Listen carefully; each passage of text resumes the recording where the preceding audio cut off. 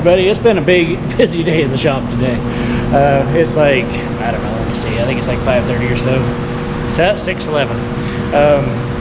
And it's been busy. We've got a lot done in the shop today. I didn't do a lot of videoing because it's just so busy and so noisy around the shop. I figured I'd update you guys and show you what we have going, what's been going on in the shop, what we've been up to in the past day or so. There's been a lot, so we'll get into it.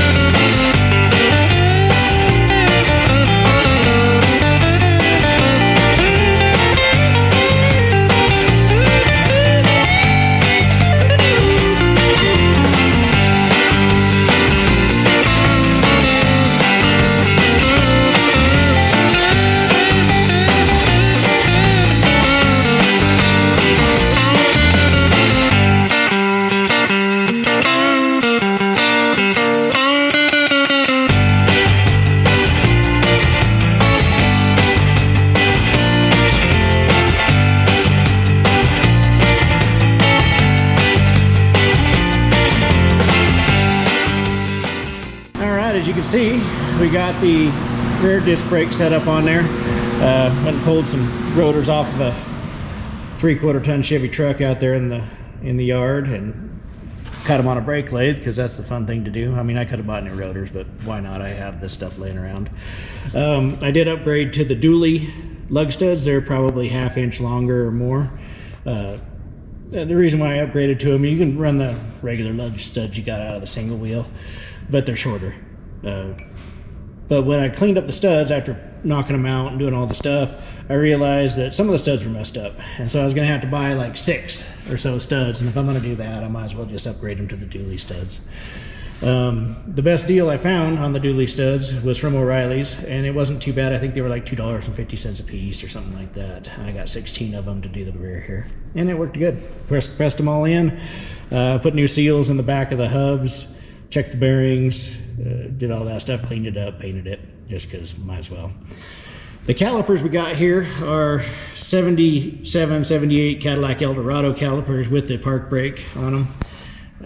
I put them on here. I got an automatic transmission. I don't necessarily have to have a park brake, but this is going to be a recovery truck, so it's good to have a park brake on it. And I had them. They're not very common anymore. They're kind of expensive when you do come across them, but I had this set I've had kicking around for years. So I blasted them up, painted them, that sort of deal. This one's going to have a rebuild kit put in it. The dust seals broke and a few things, so it'll come back off and get done. There's no pads in it right now either. They're just kind of here just to make sure everything's cleared for mock-up. So we did that. We got the other side put together, same deal. Nothing too exciting on that. The axles are really just kind of hand tied in there because it will come back apart when we go to put the E-locker in the rear and the E-locker in the front. But for right now, everything's just kind of hand tied together. The hubs and the rotors are torqued on, and everything is what it should be for that. But the axles are just kind of hand tied in there. The nuts and bolts are still loose until I get around to getting the E-locker and getting it put in. I think that's pretty much all. I got lug nuts for it, brand new. I had to order some more bolts and nuts with the washer grade 8 7/16 bolts and the nylock or top lock washered nuts. I was short. I ordered 25 the first time. I'm like 4 or 5 bolts short. Figured I'd order up some more because we're going to need some for Ray's project too. So that's waiting to go in. I ordered up a ram for hydraulic assist. We're going to do it cheaply. Ordered from Tractor Supply. They had one that was already clocked at 3 o'clock position, so it should be good, easy to deal with. It was like $78. When it comes in, I'll talk to you more about it. This steering gear, it's the 2-wheel drive gear. I'm going to take this apart. We're going to drill it and tap it for power assist. And I figured I'd do a video on that separately, but basically we have to drill it right here and right here. But we'll go into more depth on that when I do the video for that. The other big news is, as you can see, Ray's been in here tinkering with his truck. He brought the wheels and tires in today, and you have to know the tire size before we know how big we're going to be and how much work it's going to have to do.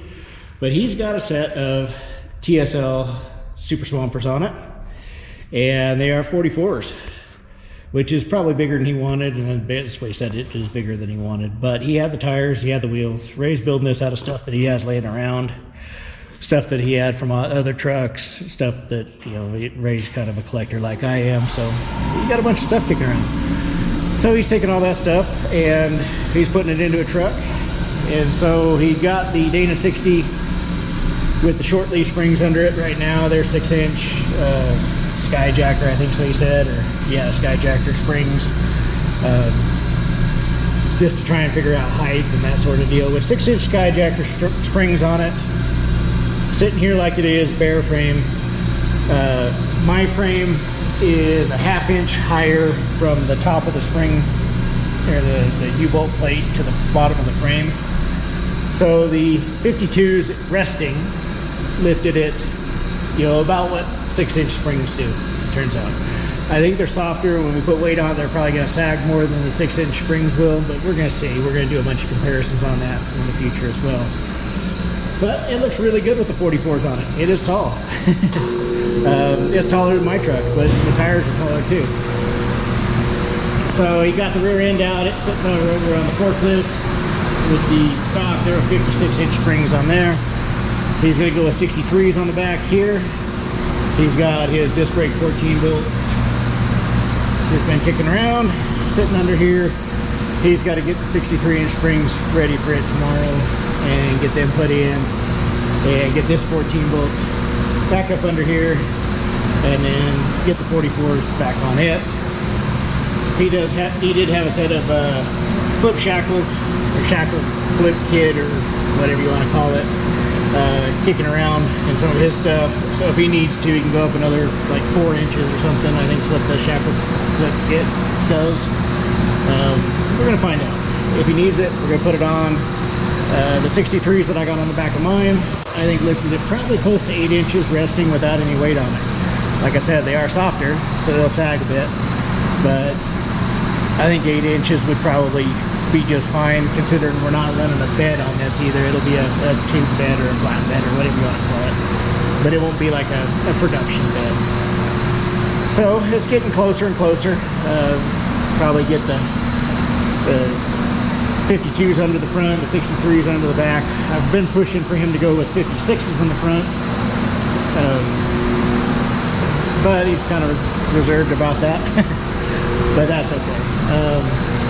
Ray proposed an interesting idea. The problem when you put 52s under the front is it moves the axle forward a couple, 2-3 inches. And when that happens, he's got the high steer with the high crossover, or the crossover steering with the high steer on it.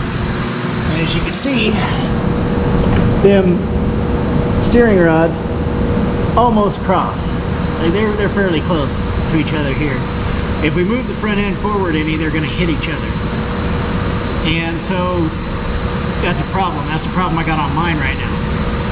And we're trying to find a solution for mine, because I really want to run high steer.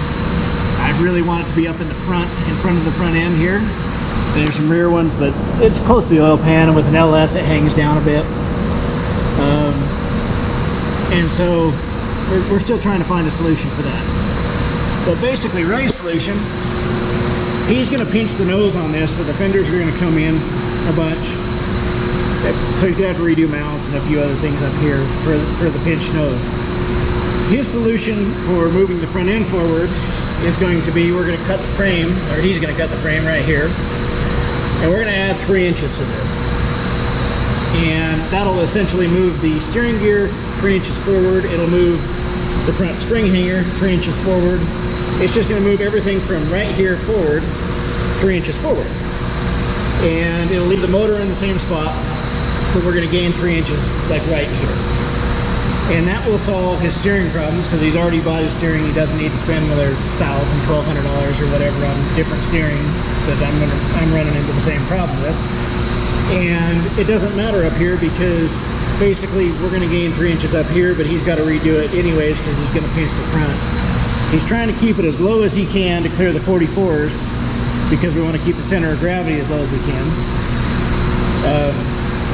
So it should be good. I mean, it'll be an interesting deal. I think it'll be a good project. He's going to cut it probably right here somewhere, and he's got another front of a frame that we took the axles out from under that was bent in the rear, and so he'll just add 3 inches to wherever we cut it, and then he'll come and weld it in. He'll weld it into the end right here, and so it will add 3 inches to it, and it should be good. But we'll see how it works. I think it's a great idea. I think it's something that will be just fine. It'll solve his steering problems. He don't have to buy nothing new. It ain't gonna cause no problems. We don't have to worry about trying to move this chunk of frame to move the steering gear forward 3 inches.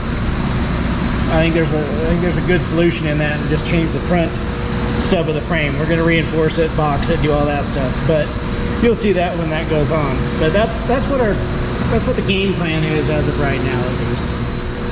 Well, that's about where we've been at and what we've been up to for the last couple of days in the shop. It's came quite a ways. We're gonna see about the whole power assist steering on my truck. Ray's gonna talk about or do his frame modifications, get his axles mounted on the 52s and the 63s. And then we'll go from there. I'll see if I can remember to shoot some video, or if it's quiet enough, or even if it's during the day, I can shoot some B-roll that we can put some music over or something so you can see, or voiceover. But we'll make it happen. So, I guess for a cold December, what the heck day is today? Cold day at the end of December. Thanks for watching, and we'll be back with another one.